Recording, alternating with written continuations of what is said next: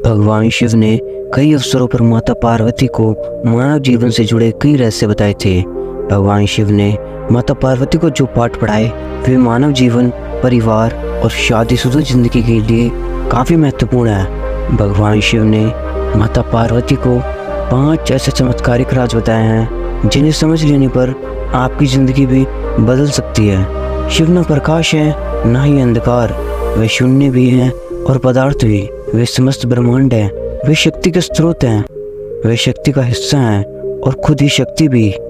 शिव पुराण के अनुसार शिव शक्ति का संयोग ही परमात्मा है। शिव पुराण के मुताबिक माता पार्वती सती का ही अवतार है। राजा हिमावत और रानी मैना की पुत्री पार्वती बचपन से ही शिव भक्त थी।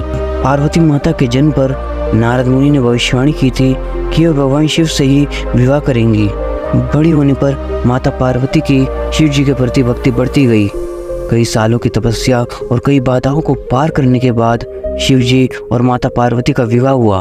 सबसे बड़ा गुण और सबसे बड़ा पाप। एक बार माता पार्वती ने भगवान शिव से पूछा कि मानव का सबसे बड़ा गुण क्या है, मानव सबसे बड़ा पाप कौन सा करता है। भगवान ने इसका उत्तर एक संस्कृत श्लोक से दिया। भगवान शिव ने कहा, नास्ति सत्यात् परो न अनर्थात् पातकम परम।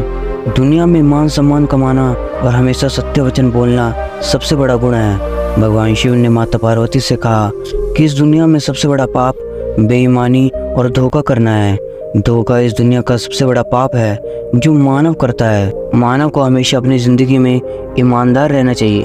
भगवान शिव ने माता पार्वती को बताया कि मानव को परिश्रम करने के साथ खुद का मूल्यांकन करते रहना चाहिए। मानव को हमेशा अपने कृत्यों और व्यवहार पर खुद ही नज़र रखनी चाहिए।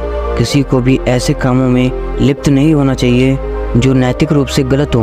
भगवान शिव ने माता पार्वती को बताया कि किसी को भी वाणी, कर्मों से और विचार के माध्यम से पाप नहीं करने चाहिए, यानी पापपूर्ण कर्म नहीं करने चाहिए। और विचारों और वाणी में भी अशुद्धता नहीं होनी चाहिए।